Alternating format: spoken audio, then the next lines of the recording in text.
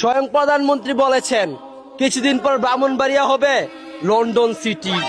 বিশ্বের সবচেয়ে ধনী দেশের মধ্যে আমেরিকার পরে ব্রাহ্মণবাড়িয়া আছে। বুঝো না এই ব্যাপারটা? বুঝতে পারছি ভাই। এখন ব্রাহ্মণবাড়িয়া যাইতে কি ভিসা লাগবো? আর ই পাসপোর্ট দিয়ে হইব নি? তো ই পাসপোর্ট চালু হয়েছে। আর আমরা বাংলাদেশের জন্য ব্রাহ্মণবাড়িয়া ভিসা ফিরি করে দিন, কারণ হ্যাঁ তো খেলাধুলা হয়, টেডালিয়া আমরা দেখতাম না। তো ফিরি করে দিন ভাই আমাদের জন্য, আমরা মায়েদের টেঙ্গু ধরি। এখন আমরা হ্যাঁ কাজের জন্য ভিসা অ্যাপ্লাই করতে পারব নি,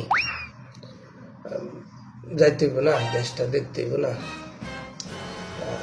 করে দিন ভাই আর কি। এখন আর আরেকটা কথা, এত উন্নত দেশ আপনি মালয়েশিয়া আছেন কি এর জন্য?